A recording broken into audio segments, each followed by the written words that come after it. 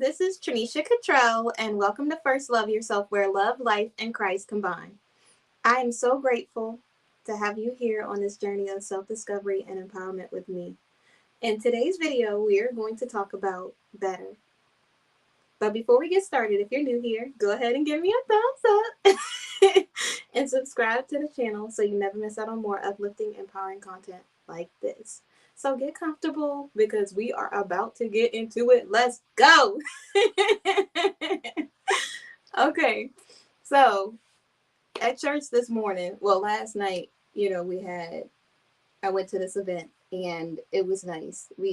I got to be around family and people that I love and a bunch of beautiful souls. And so then, of course, we decided to go out, everything else. And so it was nice. We had a good time together.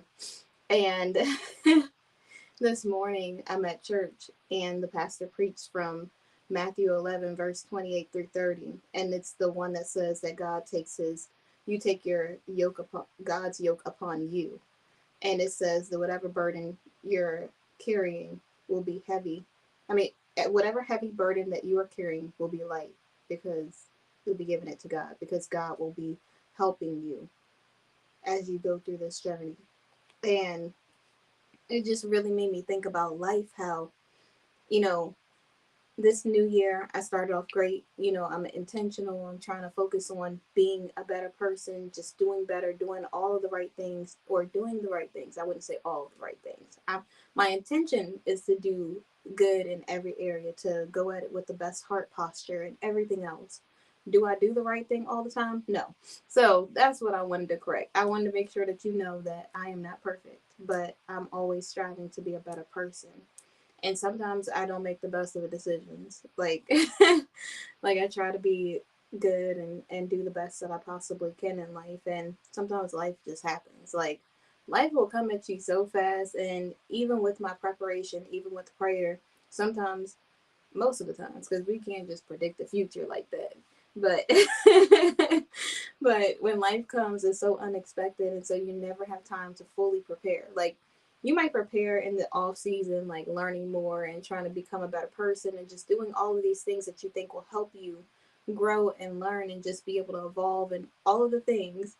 And then when your test comes, when your trials come in life, it's like, where did this come from? I might have been prepping for this other test. I don't know if I got the answers for this one. You be like, the adversary be so slick, the way that he be positioning people in your life, and it be seeming like a blessing, and then it really is just a distraction, or it'll be something that's good, and you're like, well, it can't be bad because it's good. Why would anything good come from the adversary, right? Whole time,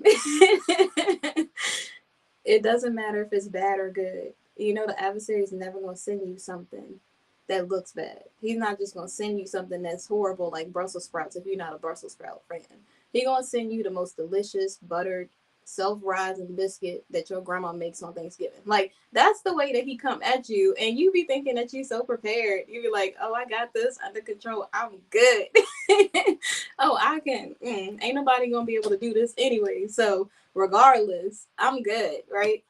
And then the next thing you know, there comes that butter melted over the top of this biscuit.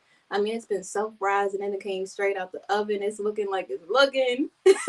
You hungry too. You waited all day for this Thanksgiving meal.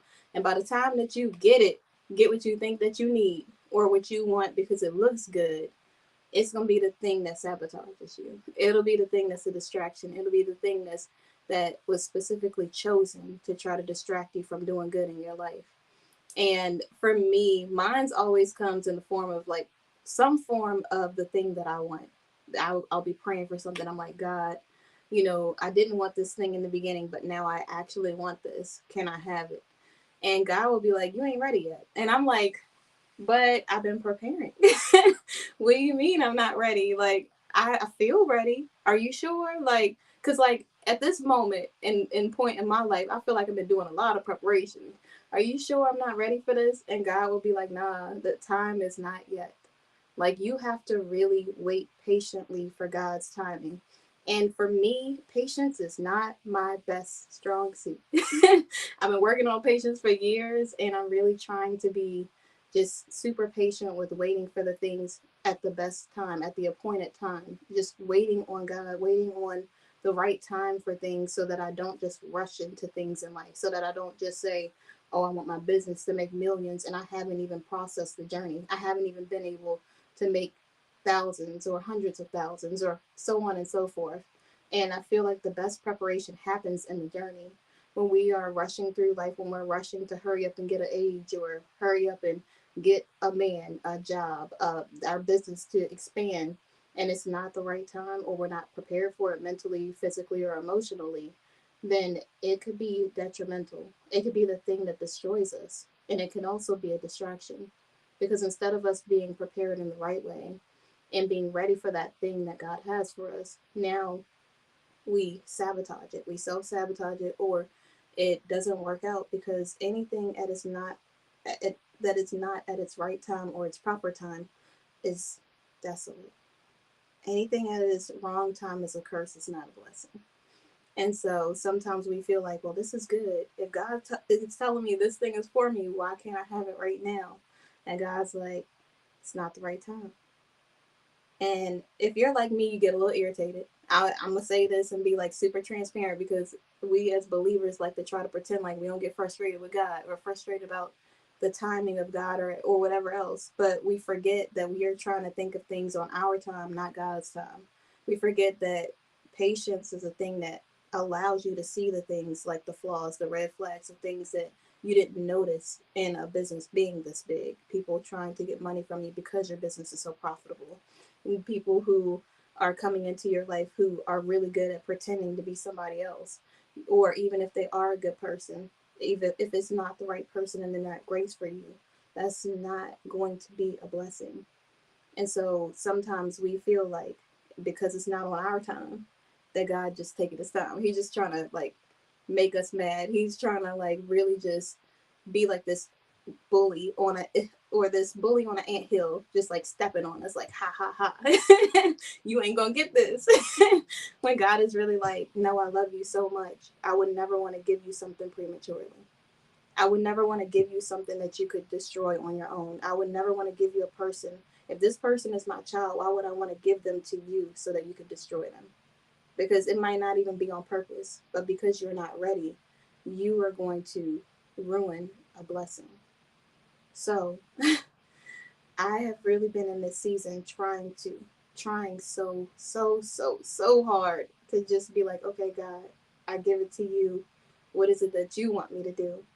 And most days I feel good. I'm like, okay, we got this. You know, God got me. We got this. We're gonna do what we gotta do.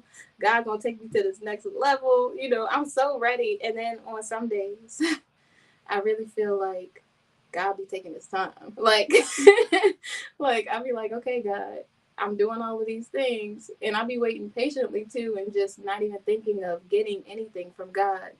And then I'll have those days where it's just like, okay, God, like I know you're saying that you a day is or 100 or 1,000 years is like a day to you, but I don't know that I'm gonna be 1,000 years old. And so I just sometimes I get impatient. And so I have to really remember and remind myself that God is not just removing things from my life or making me wait just to be mean. He's not doing it because he wants me to feel bad or be sad or feel like I'm missing out on anything, because he'll give me the desires of my heart. He's the type of God that is going to always come through and keeps his promises. He's a God that he shall not lie. And even when I feel like I don't see how it's going to happen, I have to remember to have faith. Even when I feel like, oh my gosh, you know, I messed up in this area. God might be like, I was going to give this to you, but you acting like this. I don't know. And then I remember how forgiving he is. I remember his grace and his mercy. And that regardless of what I do in my life, if I have the best of intentions, if I mess up in life, God is not just looking at me like, ha, you messed up. No, I'll never give you any blessings anymore. The fact that he woke me up is already a blessing in itself. It displays his grace and his mercy. It shows that no matter what I do, God will always love me. regardless. It doesn't matter how many times you mess up or how messed up you think you are in life or what point you are in your life. It's never too late for you to do the right thing. It's never too late for you to be like, okay, God, I give you all of me. It's never too late to be like, all right, even though I'm a hot mess, you accept hot messes as well. And so that's the thing that I really love about God is that no matter how much of a mess I make, no matter how disastrous it looks, no matter how much of a hot mess it seems like, no matter how many mistakes, missteps, or whatever else, he'll just still accept me and still love me no matter what. No matter what, I don't ever have to worry about trying to please or prove something to anyone else because I'm proving myself to God. Because every day that He gives me His grace and His mercy, I know is another opportunity for me to be better. It's another opportunity for me to serve someone else, to help someone else. And my heart posture is the thing that I really need to work on in this season. Just making sure that even if I don't get what I want, I still can be content and happy and just joyful. Because God will give you joy that surpasses all understanding, peace that surpasses all understanding, and joy unspeakable. So it's important for us to remember His promises so that we don't grow weary in doing good. For in due season we will reap a harvest if we faint not.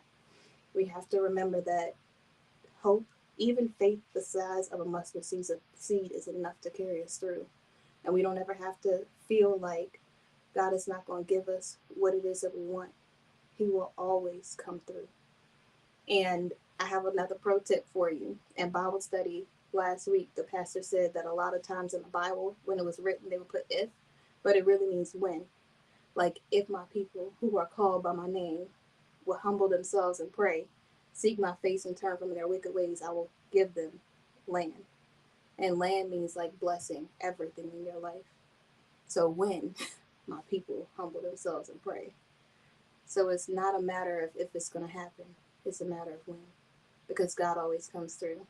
So I hope you have an amazing Sunday and you remember to wait patiently on God because He can give you more than anybody else could ever give you. He can give you more than you can even imagine, ask, think, or imagine. He's always going to come through for you. So don't grow weary because in due season you will reap a harvest if you faint not. So thank you so much for watching. Go ahead and give me a thumbs up and subscribe to the channel. And I will see you guys tomorrow. Bye.